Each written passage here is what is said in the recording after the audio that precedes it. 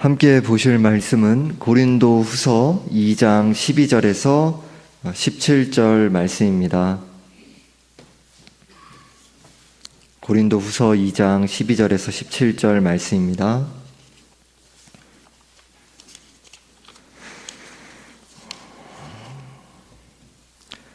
합독하시겠습니다. 내가 그리스도의 복음을 위하여 드로아의 이름에 주 안에서 문이 내게 열렸으되 내가 내 형제 디도를 만나지 못함으로 내 심령이 편하지 못하여 그들을 작별하고 마게도냐로 갔노라. 항상 우리를 그리스도 안에서 이기게 하시고 우리로 말미암아 각처에서 그리스도를 아는 냄새를 나타내시는 하나님께 감사하노라. 우리는 구원받는 자들에게나 망하는 자들에게나 하나님 앞에서 그리스도의 향기니 이 사람에게는 사망으로부터 사망에 이르는 냄새요 저 사람에게는 생명으로부터 생명에 이르는 냄새라. 누가 이 일을 감당하리요? 우리는 수많은 사람들처럼 하나님의 말씀을 혼잡하게 하지 아니하고 곧 순전함으로 하나님께 받은 것 같이 하나님 앞에서와 그리스도 안에서 말하노라. 아멘. 1장 12절에서 2장 11절의 말씀에서 고린도 교회로 가기로 한 그 여행 계획을 변경하려 했던 그 이유에 대해서 해명했던 그 내용을 쭉 지금까지 살펴보았습니다. 그러면서 치리의 내용, 해벌의 내용, 용서의 내용 이런 부분들을 원리를 살펴보았습니다. 이어서 2장 12절에서 13절에서 아시아를 떠나 드로아로 이동한 후에 마게도냐까지 오게 된 과정을 설명합니다. 12절에서 내가 그리스도의 복음을 위하여 드로아의 이름에 주 안에서 문이 내게 열렸으되 라고 합니다. 바울이 드로아로 이동한 목적은 두 가지였습니다. 첫째는 고린도 교회에 큰 소동을 일으킨 성도를 징계할 내용을 담은 고린도 전서와 고린도 후서 사이에 지금 남아있지 않지만 눈물의 서신이라고 또 이제 흔히 칭해지는 그 서신을 가지고 고린도에 간 디도를 드로아에서 만나기로 약속했기 때문입니다. 둘째는 12절에 그리스도의 복음을 위하여 라는 말씀과 같이 복음을 전하기 위해서였습니다. 바울은 고린도 교회에서 일어난 문제로 마음이 복잡했지만 자신의 마음의 상태와는 상관없이 드로아에서도 복음을 전해야 한다는 그 소명을 결코 잊지 않았습니다. 그러니까 바울이 마음이 복잡했다라는 것은 그 13절에 내 심령이 이제 편하지 못했다. 이제 그리고 고린도에 있었던 이런 부분들을 했을 때 우리들이 추론해 볼 수 있죠. 주 안에서 문이 내게 열렸을 때라고 합니다. 바울이 드로아에서 복음을 전할 좋은 기회를 얻은 것을 하나님이 섭리하신 이제 결과로 표현하고 있습니다. 우리는 우리의 모든 복음 사역과 교회가 세워져가는 과정이 하나님의 주권적인 섭리 가운데 있다는 사실을 기억해야 합니다. 주님의 도와주신 은혜를 간구하며 맡겨진 일들을 성실히 섬겨가기를 힘써가야 하는 거죠. 우리는 바울이 외적으로나 내적으로나 많은 고난과 환난을 겪고 있는 상황을 만나고 있다는 것을 지금 이제 계속해서 살펴보고 있습니다. 그러니까 이제 이런 상황 속에서도 드로아에서 전도의 문이 열려 있다라는 그 사실로 인하여 그리스도의 복음을 전하는 일에 매진했던 것처럼, 그것을 인식하고 복음을 전하는 일에 매진했던 것처럼 우리가 어렵고 힘든 상황 속에 있다는 사실이 하나님 나라를 위한 섬김을 게을리하거나 위축시킬 수 결코 없다라는 사실을 기억해야 하는 거죠. 날마다 하나님 나라를 구하며 나아가는 우리의 삶과 우리가 매일 마주하는 크고 작은 고난은 우리는 이제 따로 딱 떼어놨으면 좋겠는데요. 그거는 이제 우리의 삶이 아니죠. 우리의 삶 가운데 마주하는 상황과 또 고난과 또 주님께서 우리에게 맡겨주신 어떤 이제 일상의 자리, 그 소명의 자리는 함께 가는 거죠. 13절에 내가 내 형제 디도를 만나지 못함으로 내 심령이 편하지 못하여 그들을 작별하고 마게도냐로 갔노라 라고 합니다. 바울은 자신이 보낸 눈물의 서신을 받은 고린도 교인들의 반응을 디도를 만나 듣기를 원했습니다. 고린도 교인들이 바울이 보낸 서신에 따라 순종할지 안 할지 모르기 때문입니다. 징계한 사람도 회개하고 돌아올지 아니면 안 돌아올지도 바울이 어떻게 결과를 알 수 있었겠습니까? 우린 나중에 그 결과를 듣게 되는 거죠. 그것도 모르고 징계에 대한 반발이 커져서 그 고린도 교회의 분쟁이, 그 징계를 받은 사람과 그 가운데서 이제 마음을 모은 사람들이 그 가운데서 이제 어떤 분쟁을 일으킨다든지 시끄럽게 소란스럽게 함으로 인하여서 그 고린도 교회 가운데 분쟁이 충분히 일어날 수 있는 상황이지 않습니까? 따라서 바울은 교회를 위한 염려 가운데 심령이 편하지 못하여 고린도 교회 상황이 어떻게 전개되고 있는지를 알 수 없는 그 상태로는 드로아에 계속 머무를 수는 없었던 것입니다. 물론 우리가 지난 시간에 살펴봤던 것처럼 바울은 이제 디도의 보고를 통해서 이제 후에 이제 그 내용을 듣게 됐죠. 우리가 살펴보고 있는 고린도 후서는 이제 그 내용이 그 보고를 받고 난 이후에 쓰여진 거죠. 그러니까 이제 지난 시간에 그 과정 가운데서 그러니까 너희들 용서해라. 이제 이웃친을 해버려라. 사랑해라. 그 가운데서 너희들 분쟁 가운데 나오지 않도록 주의해라. 바울이 이런 그 권면을 하고 있지 않습니까? 그러면 바울은 지금 쓰고 있는 내용은 이제 지난날에 그 상황, 자신의 상황, 또 마음, 그 정황 가운데 하나님 베푸신 은혜, 이런 부분들을 돌아보면서 지금 고린도 후서를 기록하면서 우리에게 전하고 있는 거죠. 고린도 교회예요. 바울은 이제 드로아의 성도들과 작별하고 디도를 만나기 위해 마게도냐로 떠납니다. 바울이 드로아에 도착한 때를 겨울 동풍 때문에 항해를 하지 못하는 때로 생각해 볼 때 디도가 드로아로 돌아올 때까지를 기다리기 위해서는 마냥 봄이 되기까지 기다려야 했습니다. 따라서 바울은 다음 만날 장소로 이동하는 것이 필요했기 때문에 마게도냐로 이제 떠난 이제 것입니다. 이제 그 디도와 이제 만나면서 겨울까지 또 그 전에 그 디도가 도착하지 못하면은 배편이 이 지리의 흉토로는 뜰 수가 없는 상황이기 때문에 이제 그러하면은 이제 플랜 B로 이제 만나게 된 거죠. 디도도 이제 올 수 없다라는 것을 이제 서로가 알고 있으니까요.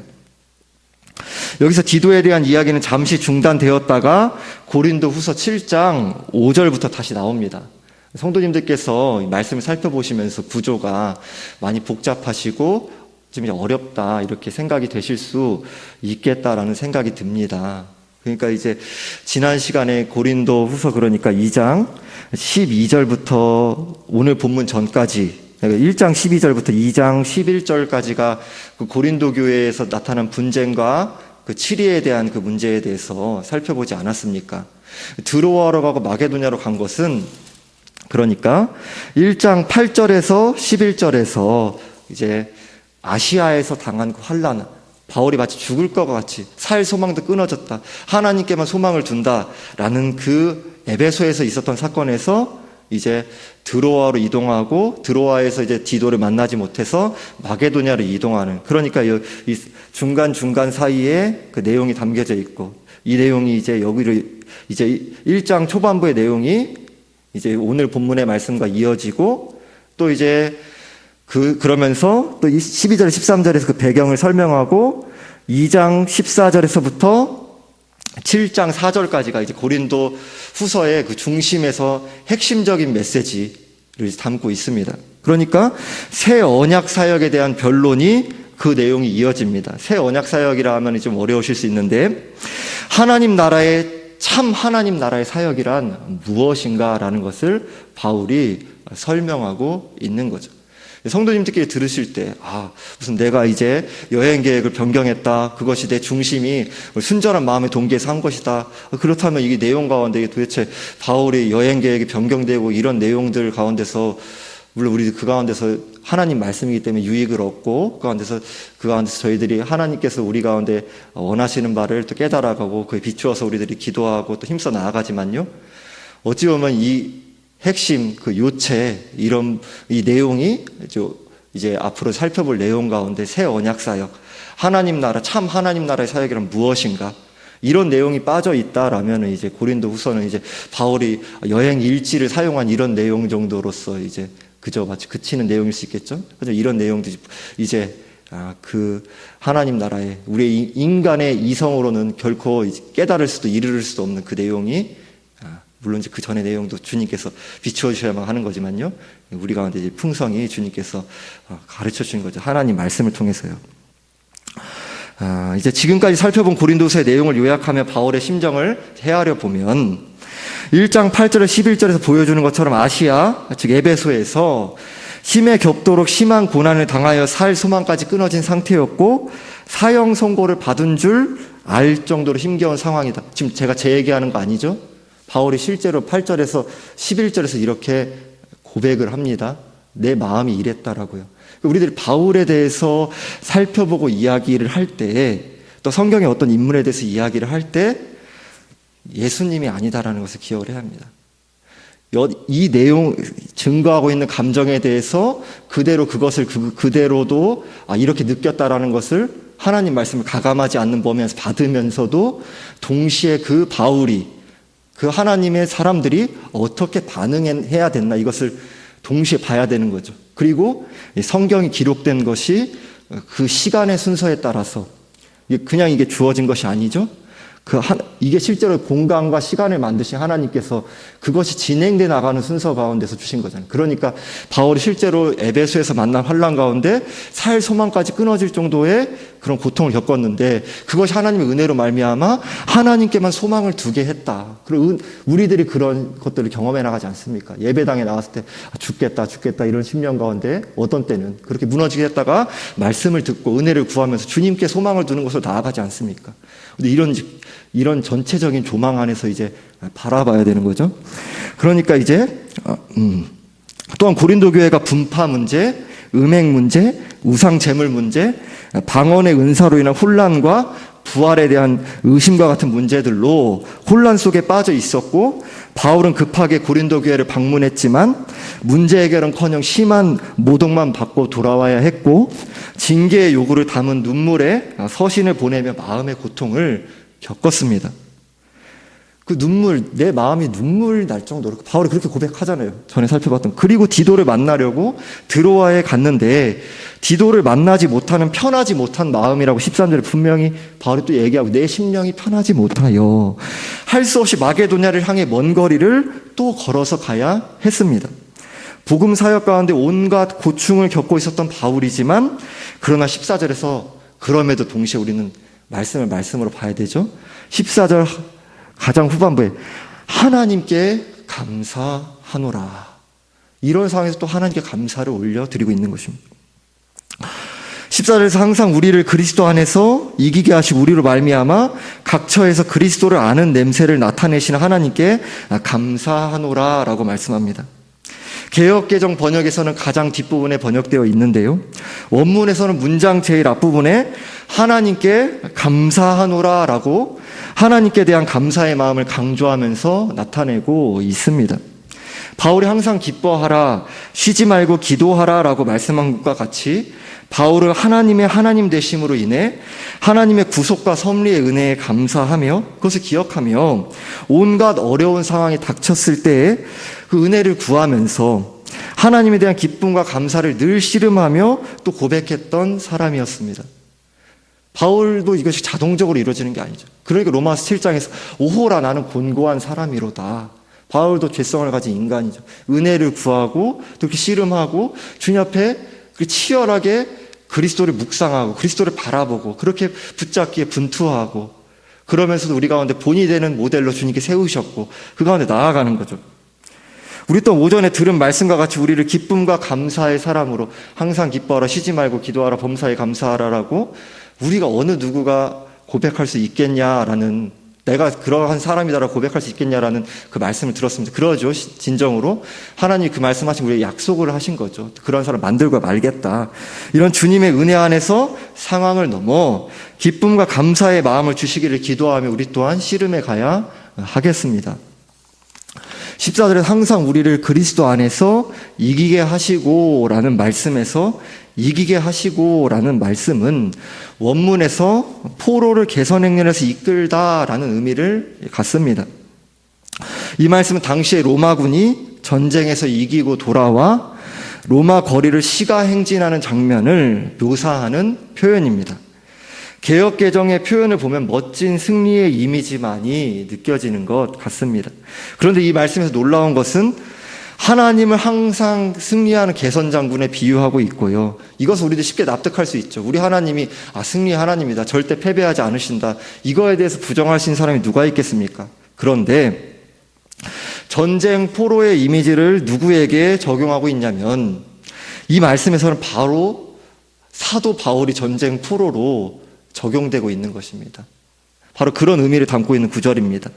정복한 장군의 승리와 행진하며 죽음으로 가는 포로들의 굴욕의 역설의 의미가 담겨져 있는 구절입니다.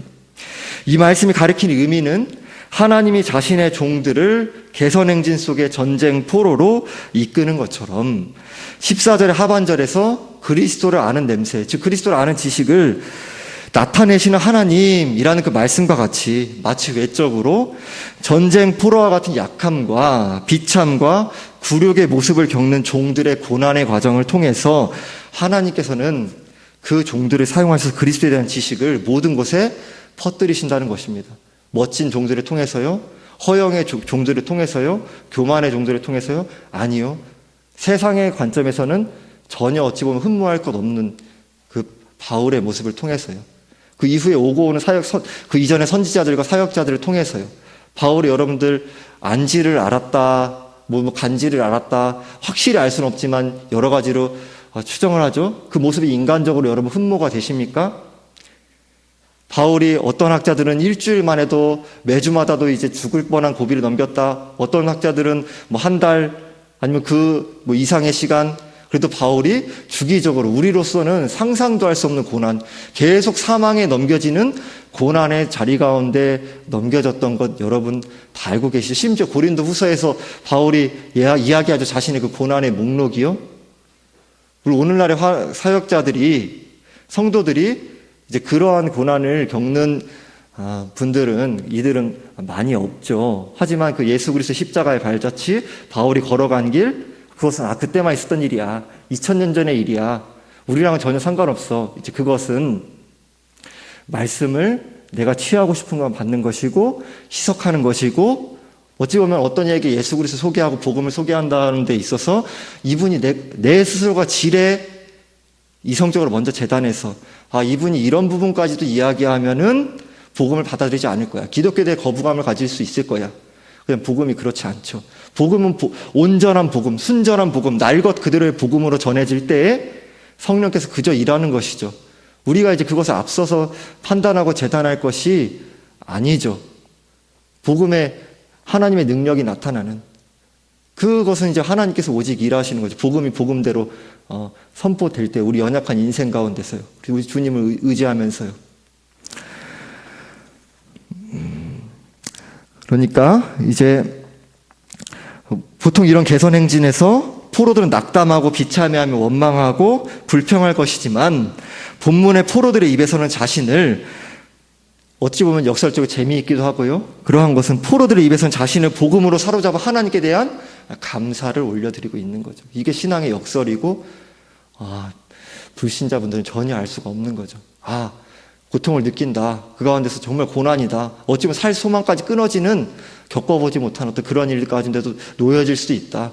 하지만 그 가운데서 하나님이 세상적으로 봤을 때는 초라해 보일 수 있고요, 부족해 보일 수 있고요, 전혀 흠모할 모습이 없어 보일 수도 있고요. 이제 그렇지만 그 가운데 세상을 알 수 없는 기쁨이 있고요, 담대함이 있고요, 감사가 있고요. 그 가운데 주님과 동행하는 참 만족이 있고요. 그것이 신앙이 우리 가운데 성령께서 역사하시는 그런 은혜, 그래서 나타나는 거 아니고 부활 생명 아닙니까? 그러니까 바울은 바로 그 포로들의 입에서 하나님께 감사를 올리고요. 고린도후서 핵심 주제 중에 하나가 계속해서 나타납니다. 약함 가운데서 나타나는 능력입니다. 약함 가운데, 내가 곧 약함 때 강함이라. 그런데 약할 때 그 능력이다, 강함이다라면도 내가 강해지는 건가요? 내가 능력이 있어지는 건가요? 아니죠. 나는 아무것도 아니지만, 여전히 나는 아무것도 아니고 너무 부족하고 잿덩어리고라는 것을 깨달아가지고, 그러니까 주님을 더욱더 의존하게 되고요. 하나님께서만이 개선장군이시고요, 하나님만이 승리자시고요, 하나님만이 구원자이시고요, 그분이 이런 죄덩어리 같은 아무것도 아닌 나를 통해서 이런 먼지 같은 인생을 통해서 하나님의 영광을 나타내시고 죽어있는 인생을 거듭나게 하시고 그 가운데서 하나님의 성품이 드러나게 하시고 하나님의 하나님 되심을 증거되게 하시고 그 은혜에 우리가 참여되게 하는구나. 그것이 약한 가운데 능력의 주제 아닙니까? 이것이 이곳에서도 나타나고 있습니다. 바울이 왜 이런 역설적인 표현을 말씀하고 있을까요? 고린도 교인들은 바울은 육체적으로나 영적으로 허약하고 무능력하고 볼품없다라고 여겼습니다. 바울이 개선행진의 비유를 사용하면서 고린도 교인에게 의도적으로 답하고 있는 것입니다. 나는 그리스도의 노예다. 그리스도의 포로다. 어느 유명한 기독교인 목사님, 작가분이 나는 그리스도의 노예다 이렇게 표현하시죠. 그게 뭐래야 돼. 현대인으로는 멋있어 보이지만은 아무것도 아닌 거예요. 그 노예는 당시 짐승과 같이 취급받고 있는 거죠. 바울의 사역의 특징은 고난이지만 고난 때문에 바울이 사역자로서 부적절해지는 것은 아닙니다. 오히려 십자가에서 고난을 겪으신 그리스도의 발자취를 인내하며 따라가는 사역자, 예수님의 제자, 성도로서의 모습을 나타내고 있는 것입니다. 바울은 우리로 말미암아 각처에서 그리스도를 아는 냄새를 나타내시는 하나님이라고 합니다. 로마의 개선식에서 포로 행렬 속의 포로들은 걸어가는 동안 향을 피웠습니다. 하나님은 어디서나 사역자들을 통해 복음이 전파되게 하시며 그리스도에 대한 지식의 향기가 나타나게 하십니다. 바울은 각처에서 복음을 전파하며 고난을 겪고 향처럼 그리스도에 대한 지식을 널리 퍼뜨리도록 하는 하나님의 포로, 고난과 동행하면서요, 그런 하나님의 포로로 쓰임 받았습니다. 로마의 개선식에서 피우는 향은 온 로마 거리로 퍼져나갔습니다. 찬송행렬을 보기 위해 많은 로마 사람들이 거리로 나와서 행진을 구경했는데 행진을 구경하는 모든 사람들에게 차별 없이 그 향이 전달되었죠. 이처럼 특정한 사람들에게 예수 그리스도의 죽음과 부활의 복음이 전파되는 게 아니죠. 그 향을 귀족들에게만 맡았겠습니까? 아니죠. 인종과 성별과 빈부와 종이나 자유자를 초월해서 복음이 전파되고 예수 그리스도를 나의 구원자요 주님으로 믿음으로 구원받는 일이 복음이 전파되는 각처에서 일어났습니다. 하나님은 개선장군이시며 자신은 주님께 포로로 잡혔기 때문에 바울은 자기 주장을 할 수 없습니다. 자기 생명을 스스로 지킬 수가 없습니다. 아무 힘도 없는 자입니다. 자신이 이룰 수 있는 것은 아무것도 없습니다. 당연히 그 구원에 이른 것은 구원에 이를 건 대한 것은 말할 것도 없고요. 그 일반적인 것은 우리들이 내 힘으로 이룰 수 있습니까? 하나님 호흡을 거두시면요, 신자든 불신자든 아무것도 아니죠. 우리들이 그리스도 안에 있다는 것은 그리스도의 포로가 되었다는 것입니다. 아무것도 스스로는 이룰 수 있는 능력이 없는 약한 자라는 사실을 나타내는 것입니다. 나는 죽고 내 안에 예수께서 사시는 은혜를 입은 자로 더욱 주님을 의지할 수 있기를 간구하며 복음을, 하나님 나라를, 하나님의 영광을 위한 삶을 존재로 입술로, 삶으로 증거하는 것입니다. 15절에 16절에서 우리는 구원받는 자들에게나 망하는 자들에게나 하나님 앞에서 그리스도의 향기니 이 사람에게는 사망으로부터 사망에 이르는 냄새요 저 사람에게는 생명으로부터 생명에 이르는 냄새라. 누가 이 일을 감당하리요? 라고 합니다. 이 말씀은 영원한 생명과 사망을 가르는 복음의 권능을 분명하게 나타내고 있습니다. 고난 가운데 전파하는 그 그리스도의 복음을 증거하는 바울을 비롯한 복음의 선포자들은 그들을 가리켜 그리스도의 향기라고 하고 있습니다. 여기에서 향기라는 말씀은 구약 레위기에서 하나님께 드리는 희생 제물의 향기를 가리키는 표현이 쓰이고 있습니다. 사역자들 뿐만 아니라 앞서 말씀드린 바와 같이 성도는 복음을 존재로, 입술로, 삶으로 증거하는 그리스도의 향기로 쓰임받고 있죠. 이제 그렇게 넓게까지도 확장해서 볼 수 있겠죠. 성도는 예수 그리스도에 의해 하나님께 드려진 향기입니다. 그리스도 때문에 하나님께서 기쁘게 받으신 향기입니다. 따라서 우리는 하나님과 관계하고 있다는 의식을 가지며 살아갈 수 있기를 간구하고 그 가운데 초점을 맞출 수 있기를 기도하는 거죠. 하나님 나라의 소망을 두고 일상을 살아갈 수 있기를 힘써 가야 하는 거죠. 그렇지 않은 우리의 마음은 중간지대에 머무는 게 아니라 세상을 향하게 되죠. 하나님께 드려진 그리스도의 향기인 성도가 이 세상에서 함부로 원론적으로 이야기해 봤을 때요, 살아갈 수 있을까요? 손과 발을 아무 곳으로나 향하도록 할 수 있을까요?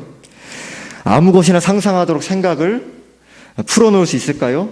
그런데도 불구하고 저를 비롯해서 우리는 이 일에 자주 실패하죠. 근원적으로는 우리의 힘과 능력으로는 우리의 생각과 마음과 삶과 그 어떤 것도 지켜나갈 수가 없죠. 따라서 우리의 중심이 하나님 나라를 간구하며 하나님을 사랑하고 기뻐하는 마음으로 말씀에 따라 우리의 전 인격이 기꺼이 힘있게 순종하기를 기도하며 힘써가야 하는 거죠. 또 이것이 이제 우리들이 간구하면서도 자동적으로 이루어지는 일은 아니죠. 우리들이 내 의식이 아무렇게나 지나간다, 아니면 예배 시간에 졸립다, 수면 상태로 빠져든다. 이것은 이제 우리들이 분명히 주님께 은혜를 구하면서 또 이제 말씀이 깨달아지게 간구하면 또 우리들이 이제 또 집중해 나갈 수 있는 또 노력을 해 나가는 거죠. 우리들이 순종해 나가는 거 은혜 구하면서 손과 발을 또 움직여 나가는 거죠. 우리가 너무나도 부족한 점이 많지만 오직 그리스도의 은혜로 말미암아요. 그리고 우리는 세상을 향하는 우리의 마음과 삶의 경향을 주의하고 회개하며 동시에 우리 자신을 점검해 가야 합니다. 지금 나의 마음은 하나님을 사랑하고 기뻐하고 있는가? 말씀으로 그리스도로 감사하고 만족하며 살아가고 있는가? 그것이면 충분하다고 고백할 수 있는가? 이것이 우리 신앙생활의 핵심이죠. 다른 거 다 뺀다고 하더라도요. 하나님과 관계하고 있다는 의식이 깨어있기를 간구하면서 우리의 삶의 순간순간을 이제 점검해 가야 하는 거죠. 하나님 앞에서 지금 나는 하나님을 내가 사랑하고 있는가, 기뻐하고 있는가, 말씀만으로 만족하고 감사합니다, 고백할 수 있는가. 우리들이 늘 이 앞에 너무나도 숙연해지는 거죠. 이제 그렇지만 그 가운데서 우리를 또 점검하고 그 가운데서 내가 다른 것들에 만족을 구하고 다른 것들에 초점이 흐려지고 그러면서 마음이 갈라지고 했구나라는 걸 발견하게 되는 거죠. 회개하게 되는 거죠. 16절에 사망과 생명을 말하고 있는 것에는 바울이 전하고 있는 예수 그리스도 십자가의 죽음과 부활의 복음을 믿고 이제 받아들이는 것을 가리켜 말씀하고 있습니다. 예수 그리스도가 십자가에 달린 것을 믿는 것을 거부하는 사람들이 맡는 냄새는 사망의 냄새이며 부활한 그리스도의 냄새는 그리스도께 믿음으로 나온 사람들에게 생명에 이르는 것이 됩니다.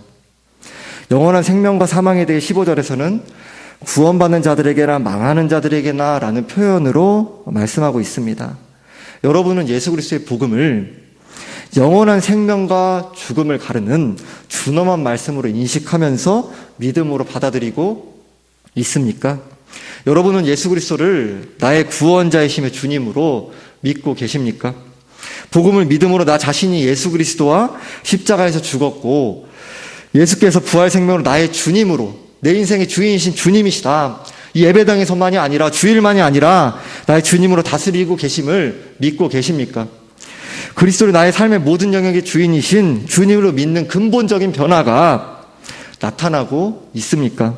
참 구원신앙의 표지인 거룩하게 빚어져가는 열매가 그리스도를 닮아가는 성품과 삶으로 아무리 미약한다 하더라도 더디더라도 그것은 참 구원신앙 소유한 신자라면 나타날 수밖에 없는데, 그 가운데 우리들이 실패할 때 있고 넘어질 때 있고 하지만 회개하며 그것 가운데서 분투해 나가기를 포기할 수 없는데 그것이 나의 삶 가운데 분명하게 나타나고 있습니까? 그렇지 않다면 우리는 구원받은 신자가 아닙니다. 그리스도를 나의 구원자의 주님으로 입술로 고백하고 믿음으로 나아가는 것이 아닙니다. 나에게는 어떤 것도 주님 앞에 내세울 리가 없습니다. 오직 예수께서 우리 인생이 실패한 그 모든 율법에 순종하시고 그 십자가에서 우리의 대신에 하나님께 받아야 되는 진노와 저주를 다 받으신 그 은혜, 예수 그리스도 나의 구원자의 주님으로 믿는 그 은혜에 의탁하는 것으로만, 전적으로 나를 내어맡기는 그 믿음으로만 우리는 구원받을 수 있는 것입니다. 바울은 그리스도의 향기로서 복음을 존재로, 입술로, 삶으로 증거하며 살아가는 우리의 삶이 너무나 감사한 것임에도 사람의 영원한 생명과 죽음을 가르는 일로 쓰임받는 것이기에 두렵고 떨리는 마음으로 누가 이 일을 감당하리요? 라고 묻습니다. 오직 하나님 앞에 우리는 겸비한 마음으로 주님만을 의지해 가기를 간구하며 힘써야 합니다. 17절에서 우리는 수많은 사람들처럼 하나님의 말씀을 혼잡하게 하지 아니하고 곧 순전함으로 하나님께 받은 것 같이 하나님 앞에서와 그리스도 안에서 말하노라라고 말씀합니다. 17절 말씀을 원문으로 말씀드리면 참으로 우리는 하나님 말씀을 파는 많은 잡상인들과 달리 순전함으로 하나님께로부터 부름받아 하나님 앞에 선 자처럼 그리스도 안에서 말합니다 라고 합니다. 여기서 보면 하나님 말씀 혼잡하게 하다라고 우리말이 마치 의역과 같이 풀어 설명하는데 잡상인과 같이 그렇게 한다라는 것입니다. 혼잡하게 한다라는 말씀은 포도주에 물을 타거나 거짓 저울을 사용해서 판매한다라는 것, 눈속임으로 그렇게 팔기 위해서, 말씀을 돈벌이를 위해서, 생계의 수단을 위해서, 이득을 보기 위해서 그렇게 한다는 부정적인 뜻을 담고 있습니다. 이 부분은 고린도 교회 교묘에 침투한 거짓 교사들이 성도들을 자신들의 먹잇감으로 삼으려고 말씀을 악용한 사실과 대조적으로 바울이 자신의 사역을 변론하고 있는 내용입니다. 바울은 복음의 사역자들이 말씀을 말하되 생략 없이, 깎임이 없이, 빠짐없이, 타염없이 순전함으로 하나님으로부터 받은 것 같이 하나님 앞에서 그리스도 안에서, 이것이 말씀의 사역자들 자기 힘과 능력으로 해나갈 수 있는 것입니까? 조금만 삐끗하면 청중의 압력이라고 할 수 있고요, 요구라고 할 수 있고 느껴지잖아요. 이렇게 했으면 좋겠다. 꼭 여러분들이 그렇다라는 거, 꼭 이제 그렇다라는 것이 일 수도 있고요, 아닐 수도 있고요. 어느 자리에서든지요. 한국교회 만연한 그 기복주의의 그 요구, 인간 우상화의 요구, 여러 가지 것들, 그런 것들 가운데서 그럼 박수가치를 받을 텐데, 인기가 있을 텐데, 이득이 있을 텐데, 뭔가 떨어질 텐데, 오늘 말씀 관련하면요, 하나님 받은 것 같이 하나님 앞에 그리스도에 증거하기를 주님께 은혜를 구하면서 주의해야 한다는 사실을 말씀에 대한 태도로 진술하고 있습니다. 예수께서는 마태복음 7장 15절에서 거짓 선지자들을 삼가라, 양의 옷을 입고 너희에게 나오나 속에는 노략질하는 일이라 라고 말씀하셨습니다. 일반적인 관점에서 볼 때 거짓 사역자와 참 사역자 사이에 어느 쪽이 매력적으로 보일까요? 참 사역자들은 진리를 말하기 때문에 타락한 사람들의 본성에 맞지 않죠. 하지만 거짓 사역자들은 사람들의 구미를 자극할 수 있는 말들을 골라 하기 때문에 쉽게 사람들의 관심을 끌 수 있습니다. 인기를 쉽게 얻을 수 있습니다. 진리의 말씀 위에 사람들의 욕망을 덧칠하게 되면 타락한 사람들의 종교적인 관심을 끌기에 충분합니다. 그렇게 되면 많은 사람들이 몰려들게 되고 거짓 사역자들은 하나님의 이름을 앞세워 성공이라 자랑하며 선전하게 됩니다. 우리들이 이단들도 주의하며 조심해야 하지만 더 무서운 것은 건전한 기독교 교단에 속했다고 주장하면서 진리를 훼손하고 교회를 어지럽히는 사람들입니다. 자세히 살피지 않으면 분별하기 어렵기 때문입니다. 크면 무조건 잘못된 것이라는 것은 아니지만 수와 성공과 번영과 승리의 논리와 결과를 앞세우면서 봐라, 이렇게 많이 모이지 않았냐, 바른 교회 바른 신학이라고 하는데 왜 하나님께서 부흥의 은혜를 안 부어주냐, 이렇게 외모를 기준으로, 외적인 그런 모양새를 기준으로 나오면 절대 다수가 누구의 말에 귀를 기울이겠습니까? 이런 상황 속에 고린도후서의 핵심 주제인 약함 가운데 능력이라는 말씀이 어떻게 들려질까요? 평생 동안 안지를 알았다는 전제하에 눈곱이 껴가지고 그 진물이 뚝뚝뚝뚝 흐러지는, 외적으로도 볼품없는 그런 바울이 전하는 그 복음이 어떻게 들려지겠습니까? 다른 집 이야기할 거 없습니다. 제가 짧은 시간 동안 합신의 몇 노예를 경험하면서 느낀 것처럼 어떤 안건으로 논의가 진행이 되더라도 그 노예의 큰 교회의 목사님이 나와서 발언을 하면 과열이 되었던 논의가 조용해지고 후원 등으로 영향을 받는 교회들이 있기 때문에 눈치를 보고 교통정리가 되는 모습들을 보고 듣습니다. 지방의 군소 노예들은 말할 것도 없고요. 성도들도 내가 큰 교회 교인이면 나의 신앙도 큰 것처럼 자부심을 가지고, 내가 작은 교회 교인이면 나의 신앙도 뭔가 부족한 것을 소유한 것처럼 열등감을 가지고, 그러니까 목회자들도 기를 쓰고 수단과 방법을 가리지 않고 검증되지 않은 프로그램을 교회에 도입해서 어떻게 해서든지 외적 성공을 이루려고 성도들을 동원하고 도구로 사용하는 것입니다. 여러분들이 지금까지 말씀을 듣고 확인해 오신 것처럼 교회 건물이 교회가 아니라 교회당이라는 사실을 알고 계시죠? 교회는 예수 그리스도를 믿는 사람들의 모임이라는 것을 성경에서 거듭 확인하고 계시죠? 건물이 아닌 사람이 교회인 것이죠? 마지막 때에 그리스도께서는 심판 때에서 알곡과 가라지를 나누실 것입니다. 예배당에 앉아있는 사람들이 교회가 아니고 말씀을 받은 사람들, 그러니까 오직 은혜로 말미암아 그리스도를 믿는 거듭난 신자들이 교회입니다. 기도드리겠습니다.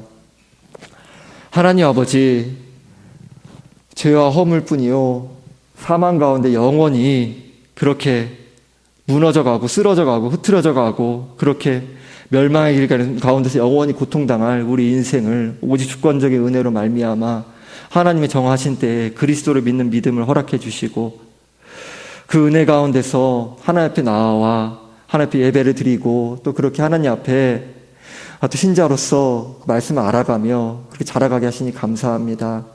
우리 송내중앙교회 이 자리에 모여있는, 또한 이 자리에 모여있지 않다 하더라도 코로나의 여러 상황들 가운데서 반수가 너나 할 거 없이 어느 교회나 할 거 없이 떨어져 나가 있는 이런 상황 가운데서 안일함과 부주의함과 방종함으로 나아가는 것이 아니라 내가 진정으로 그리스도를 나의 구원자요 주님으로 고백하고 있는가, 세상의 달콤함과 죄의 유혹과 그 죄의 즐거움 가운데서 꽉 붙잡고 어떻게 놓지 않고 회개하며 복종하며 주님 앞에 전인격으로 내어 맡기는 그러한 하나님 앞에서의 주 예수께 모든 걸 내어 맡기는 그러한 삶의 그 표징들이 나타나지 않음에도 내가 구원자요 주님으로 예수 그리스도를 믿는다라고 고백할 수 있는가 라고 그렇게 나아가는 우리 자신을 돌아보게 하여 주옵소서. 우리 가운데 참으로 예수 그리스도를 나의 구원자의 주님으로 그 진실한 신앙 가운데 믿는 믿음으로 나아갈 수 있도록 은혜를 베풀어 주옵소서.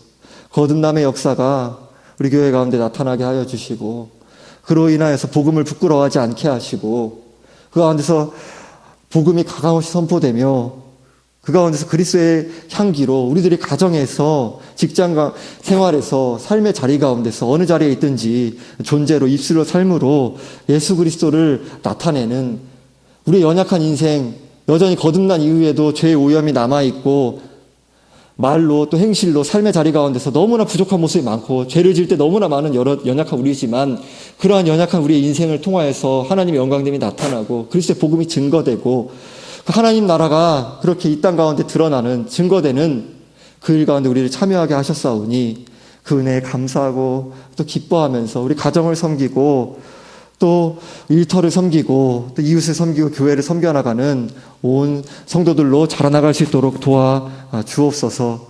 우리 일 가운데 자주 실패합니다. 우리들이 그러할지라도 또 회개하며 또 연습하며 오직 주의 은혜를 구하며 우리 성화의 모든 가족이 성령의 은혜로 말미암아 오직 하나님의 전적인 은혜로 이루어져 감을 고백합니다. 은혜를 간구하며 그것이 또한 자동적으로 이루어져 나가지 않기에 은혜를 기도하면서 합리화하지 않고 우리들의 전 삶을 내어 맡기는 그 인격으로 반응하며 살아내며 그러하기를 힘쓰며 그렇게 나아갈 수 있도록 도와 주옵소서. 그러하면 우리에게 자랑함이 없고 공로가 없고 다른 위에 내세움이 없고 오직 그렇게 주님께서 하신 일이기에 마땅히 할 바를 했고 오직 주께 영광 돌리는 그런 신앙의 고백이 그리스도의 향기를 바라는 우리의 삶이 되게 하시고 기록된 말씀 밖에 기웃기웃 거리고 유튜브에 어떤 것들이 흥미있는 것들이 어떤 재밌어 보이는 책들이 그런 것들 가운데서 기웃기웃 거리지 아니하고 하나님의 말씀, 참 말씀, 두렵고 떨림으로 그 말씀 가운데 우리 가운데 깨닫기를 이루어져 가기를 간구하고 또 그렇게 두렵고 떨림으로 그 말씀을 또 은혜를 구하며 상고해 나가면서 그 말씀 꽉 붙잡고 주님의 말씀을 따라 예수 그리스도의 닮은 성품으로 자라나가는 온 성도 될 수 있도록 도와주옵소서. 감사드리며 우리 주 예수 그리스도의 이름으로 기도 드리옵나이다. 아멘.